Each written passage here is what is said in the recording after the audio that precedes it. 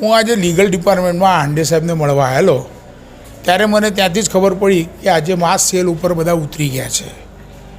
આ માસ સેલ લેવું એમનો અધિકાર છે, પણ પ્રજાની જે હેરાનગતિ થવાની છે એ હેરાનગતિનો પણ અધિકારીઓએ વિચાર કરવો જોઈએ. અધિકારીઓ તણાવમાં આ કામ કરે છે. સવારે 11 વાગ્યા સુધી કોઈ ઓફિસમાં અધિકારીઓ આવતા નથી. બહાર સાઈડ ઉપર છે. અધિકારીઓની પણ ભૂલ છે અને કમિશનર સાહેબે સમજીને કામ કરવું જોઈએ આમની જોડે. આ 3 દિવસ પહેલાં જે મિટિંગ બોલાવી, દર મહિને મિટિંગ બોલાવે છે સંકલનની, અને એમાં એ કંઈક સૂચના આપે છે. સૂચનાઓનું પાલન ના થાય તો કમિશનર એમની ઉપર જે કંઈ કહેવાનું એ શબ્દો વાપરે છે અને એનાથી અધિકારીઓ નારાજ થયેલા છે. કારણ કે અધિકારીઓ 3 જગ્યાએથી પીસાય છે. એક આરટીઆઈ એક્ટિવિસ્ટ આવે છે, એ આરટીઆઈ કર્યા જ કરે છે. બીજા તમારા કમિશનર સાહેબ. ત્રીજા રાજકીય નેતા. 30 વર્ષથી આ શહેરમાં એક જ હતું શાસન છે, એટલે રાજકીય નેતાઓની દાદાગીરી દખલગીરી બહુ છે. અને ચોથું, જમીન સંપાદન મિલકતે જે કામગીરી કરવાની હતી એ કરી નહીં શક્યા અને એના ભવાડા બધા બહાર આવે છે. અકાઉન્ટમાંથી બધા બિલો બહાર આવે છે. કારણ કે અકાઉન્ટના બિલો બહાર આવ્યા નથી, ફૂટી નથી. આ કહે છે કે અકાઉન્ટના બિલો બહાર જાય છે, એવું નથી.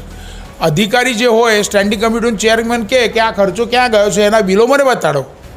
એમની વાત સ્ટેન્ડિંગ કમિટીના અધિકારીને આ પૂછવાનો અધિકાર છે, કારણ કે મંજૂરી આપી દીધી તો કમિશનરે ગમે તેવા પૈસા ખર્ચા કરવા એ કેવી રીતે વ્યાજબી ગણાય? કારણ વડોદરા શહેરમાં ગરબા કરનારા આયોજકોને અમે પૂછ્યું તો 4 કરોડથી 3.5 કરોડ રૂપિયા સુધી સારામાં સારા ગરબા થાય. એનો એક દિવસનો ખર્ચો કેટલો આવે? 30 થી 40 લાખ રૂપિયા. પણ આ કોર્પોરેશનના તંત્ર પાસે પોતાના જ સારા ગાયક, સિંગર, કલાકારો છે, ફરાસખાનાવાળા છે, એમની પાસેથી કામ કરવાના બદલે મળતિયાઓને લઈને આ કામ કર્યું અને બિલ મોટું આવ્યું. અતાપીની ફાઇલો ડૂલ, બીજા 2-3 જગ્યાએથી ફાઇલો ગઈ છે. તો આ બધું થઈ રહ્યું છે, એનો તપાસ થવો જોઈએ. અને હું તો એવું કહું છું કે અતાપીમાં જે થયું છે એની સામે ફરિયાદ, FIR દાખલ થવી જોઈએ. જે તે ટાઈમના અધિકારી હશે, IAS ઓફિસર હશે એની. અને આનાથી બહુ જ પ્રત્યાઘાત મોટા ખરાબ થવાનું છે કે લાખો રૂપિયાનું કોર્પોરેશનને આજના આ સ્ટ્રાઇકથી નુકસાન થવાનું છે. અચ્છા, એવું નથી લાગતું કે અધિકારીઓની અંદરની ખેંચતાણને કારણે શહેરનો વિકાસ ઊંધાઈ ગયો છે?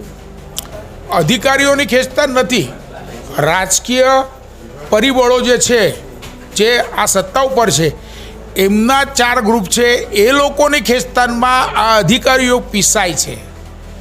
અને કમિશનરને તો ઉપરથી આદેશ આવે એ પ્રમાણે કામ કરે છે. એ અહીંના કોઈ અધિકારી કે ચૂંટાયેલી પાકનો સેન્સ લેતા નથી. એ કહે છે એ પ્રમાણે કામ કરતા નથી.